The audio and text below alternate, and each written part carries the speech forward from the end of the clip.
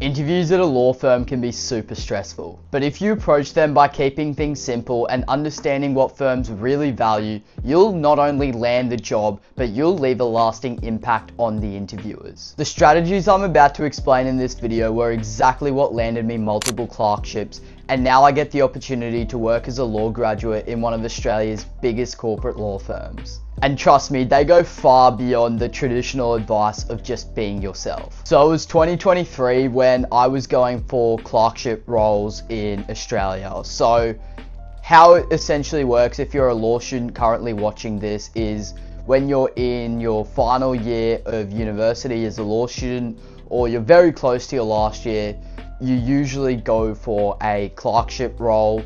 And essentially that clerkship period is very intense in the sense that you're going through all this application process, then you have to go through a bunch of examination potentially and more further testing, then you got to do some video interviews, then you actually have to attend networking events, and then finally you get to the interview. So it's a bit of a 3 to 4 step process before actually getting into the interview from the very beginning stages of applying at the law firm. Now, if you want a full breakdown on the actual process of getting a clerkship, you can go and check out my video in the description below about the clerkship process, applications, and a bit of a brief summary on the interview. But in this video, I'm going to focus on the specific strategies. But yeah, it was 2023 and I had 3 interviews lined up. And the thing with interviews, especially with law firm interviews, is a lot of the times people go in with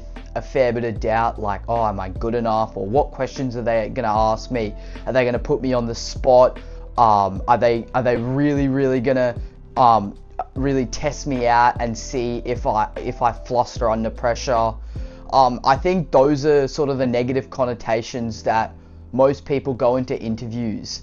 But in this approach, even though I did have 3 interviews lined up, and yes, it was in a sense a good sign that, you know, those firms sort of appreciated or were looking for someone like me to work as a clerk in their firm and potentially as a graduate, I actually approached those interviews with in the back of my mind knowing that I've already landed the job right even before I went to the interview.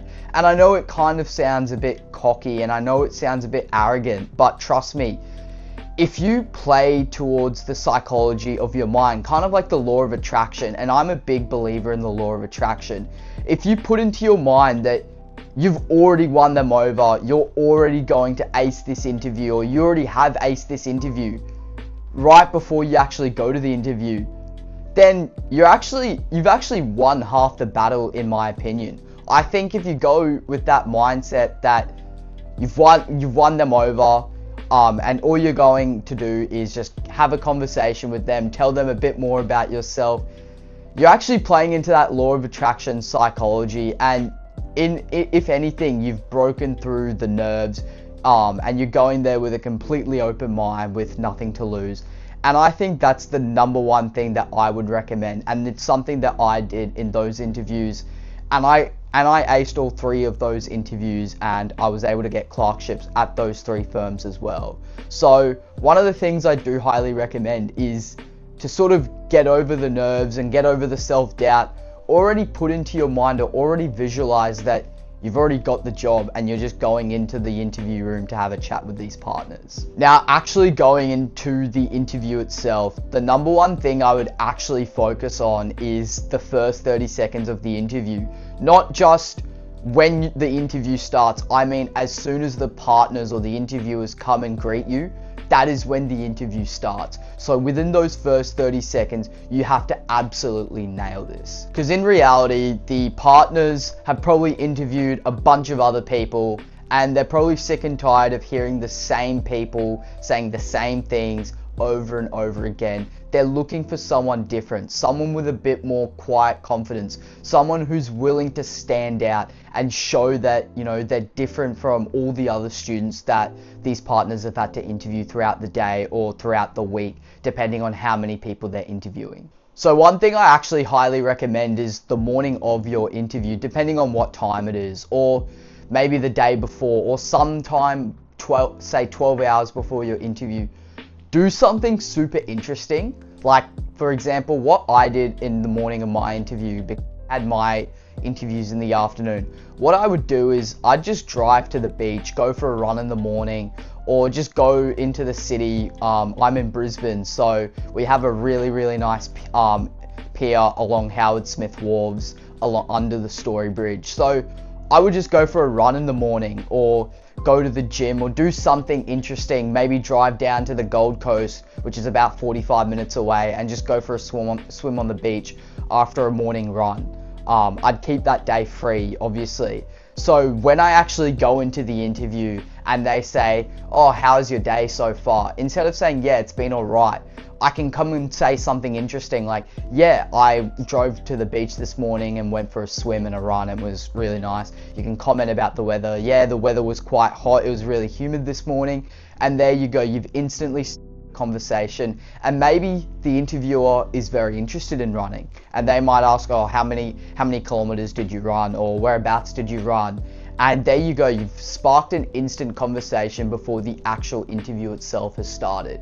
And I think if you're able to do that within the first 30 seconds, you've actually probably won them over. And then the next part of that interview is just sort of going through the motions and being able to be confident about your ability, and I'll get into that now.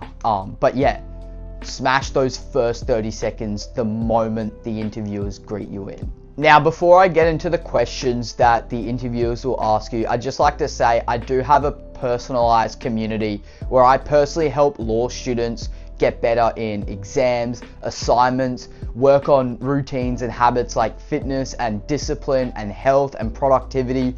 And ultimately, I'm trying to get together a community of law students who think alike, who want to grow together, and ultimately not only succeed in the legal professions, but become the best version of themselves. So if you want to be part of the Fortis Circle community, it is just the top link in the description. And if you do have any questions about the program, you can simply just message me on my LinkedIn as well. Now, in terms of the questions that the interviewers asked me, I didn't really find any of them overly difficult. If anything, they're really just more about they just want to get to know a bit more about you more. It's not necessarily them trying to put you on the spot and getting you to fluster.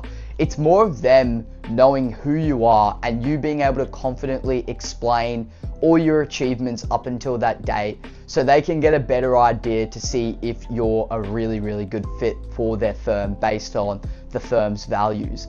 And in terms of how I would structure my answers, if particularly they're asking you things about your resume and what you've put down, because that is the crux of the questions that they ask you, I would structure my answers in a way like a hero's journey, that you've had to overcome obstacles. For example, the simple question, and 99% of interviews will just be, tell me a bit about yourself. The way I would structure about myself is to sort of explain it in a hero's journey kind of way, that you started your law degree, that you had no idea what you were doing. Maybe you found a particular subject difficult, and these are the steps that you did to overcome those obstacles. Or you got into this job and you found that job particularly difficult, but to overcome those obstacles you did A, B, and C. And I think by building that hero's journey sort of structure, you're playing into the psychology that the partners interviewing you really get sort of involved in your story a bit more, want to know more about your story, and you kind of feeding into that underdog kind of mentality. Also, I think it's absolutely silly if you're preparing a script for your interview. You just do not come across as authentic at all when you end up going into the interview and you're trying to memorize what to say for specific questions. Just go with what the interviewer is saying and approach it like you're having a conversation with them, and you're really trying to sell yourself to show to the interviewer that you have the values, or everything that you've done up until this point are signs or are symbols that you are ultimately the best fit for their firm as a clerk. So in terms of your interviews, what I would focus on when giving my questions or answering the questions is first of all, don't even bother or don't even think about preparing a script. Structure your answers in a way like it's a hero's journey, like you've had to overcome some obstacles along the way, because you actually end up sounding more authentic.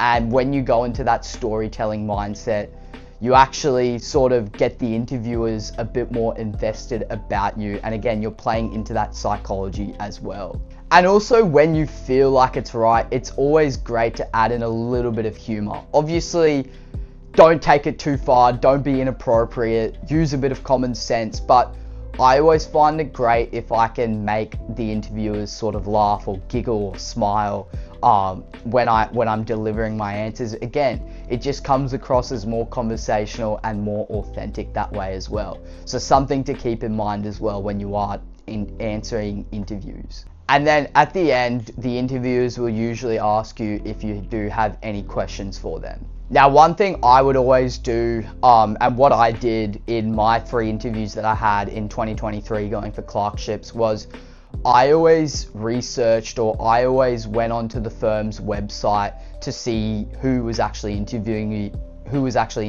me, because before I got my interviews, or when they gave me the details about my interview, they would actually tell me, you'll be interviewed by this person and this person, and usually they would be a partner, or in my cases, they were all partners.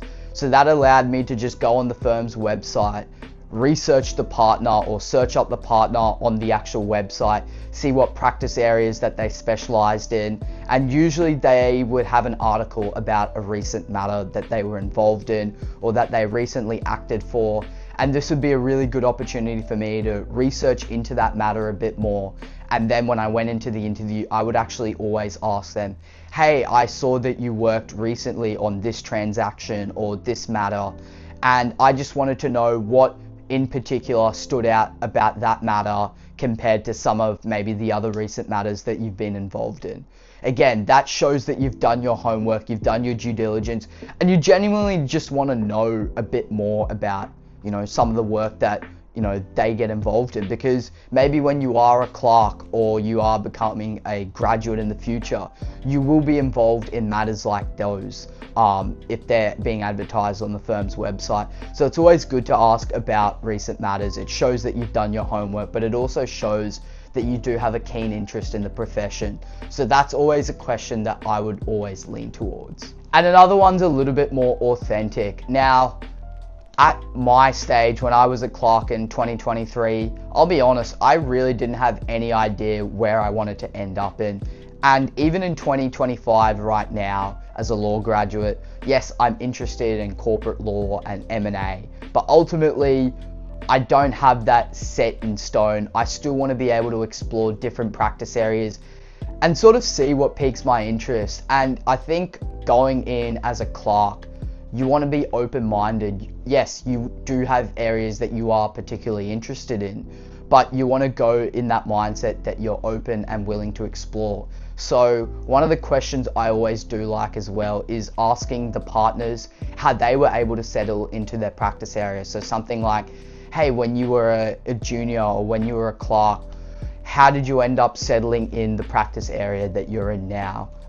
And usually it's a good way for them to speak about themselves a bit more, the partners.